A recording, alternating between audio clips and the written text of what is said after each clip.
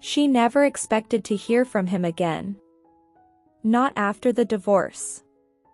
Not after 22 years of silence. And yet, the letter arrived anyway. There are moments that split our lives in two, before it happened and after it arrived. And for her, this letter became that line. It appeared quietly, almost shyly, a white envelope slipped through the door slot, resting on the welcome mat like an apology too old to stand. No return address. No sender name. Only her own written in the handwriting she could never forget. The handwriting of the man she once promised forever. She didn't open it right away. She sat with it first, the way you sit with grief before you're ready to speak its name. Her thumb traced the ink, the loops, the slant that belonged to a man she once memorized like scripture. 22 years without him. And suddenly, he was in her hands again. She could have thrown it away. She could have left it unopened, let the past remain buried. But the heart has its own sense of timing, and some truths refuse to die quietly. She carried the envelope to the kitchen, the same kitchen they once argued in, laughed in, burned dinner in. Memory clung to the walls like old paint. She sat. Breathed. Opened. The sound of paper tearing after decades felt like thunder. Inside, a single sheet, and a date written at the top. 3 years after the divorce. 17 years ago.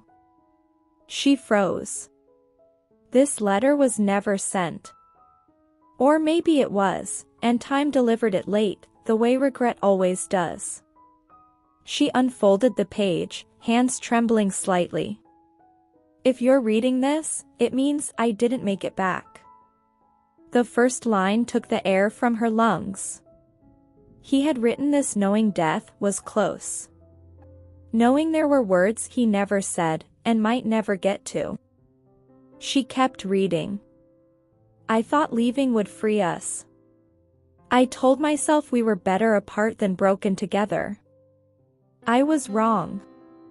She blinked hard, vision blurring. She remembered the night he left, not dramatic, not violent, just tired.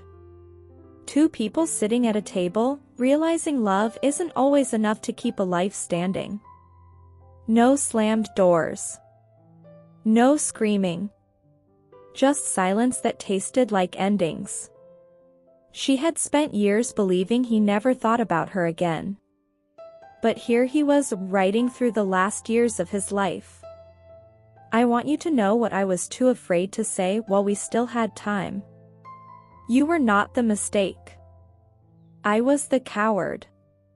Her chest tightened. He had never said that, not once. Not during the divorce, not after, not ever. He always walked like he knew where he was going, even when he didn't. He spoke like certainty was his native language. To hear doubt from him now, after death, felt like the world turning inside out. She turned the page over, fingers trembling more now. I thought happiness was something I had to earn first. I kept waiting to become the man I wanted to be, and I missed the years when I could have loved you better. She closed her eyes. She remembered birthdays half celebrated. Trips canceled because work called. Apologies said but never lived. She didn't need those memories, they lived in her like old scar tissue. But this letter didn't feel like regret. It felt like confession. She read on, heart bracing. I never wanted you to think I forgot you. I carried you, every year, every season. Even when life pulled me somewhere else. Her breath quivered. Some people leave and stay gone. But some leave and remain ghosts in your ribcage forever. He had been her ghost. And now he spoke. There was something I meant to tell you before we ended. Something that might have changed things. I was sick. And I didn't want you to watch me fade. Her hand covered her mouth. Suddenly, everything made sense. The tiredness in his eyes. The weight in his shoulders. The way he avoided doctors but flinched when she mentioned futures they never made. He wasn't leaving her. He was sparing her. Or so he thought. Tears rolled slow and hot down her cheeks. If I had known I was wrong, I would have fought for us. If you would have let me. If you're reading this, I hope you lived your life fully. I hope you loved again. She hadn't. Not really. She dated. She smiled. She survived. But she never opened herself the way she did with him. Some loves do not return, but they also do not leave. She kept reading, voice breaking in the back of her throat. You were the good in my life. The part one wanted to keep. I'm sorry, I couldn't stay long enough to say that out loud. She pressed the letter to her chest. This wasn't closure. It was reopening. And yet, somehow, it felt like breath returning to lungs that hadn't worked right in years. She sat there for a long time, surrounded by a past that was suddenly alive again. Not sharp. Not cruel.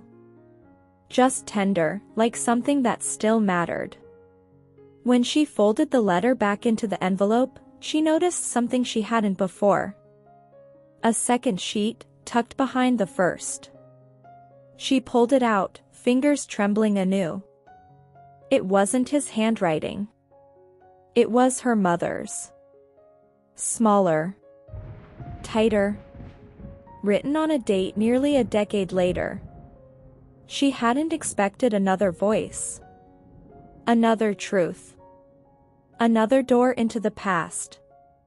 She opened it slowly, knowing this one might break her differently. If you found his letter, you're ready to read mine. Her heart stopped. There were two stories she never knew.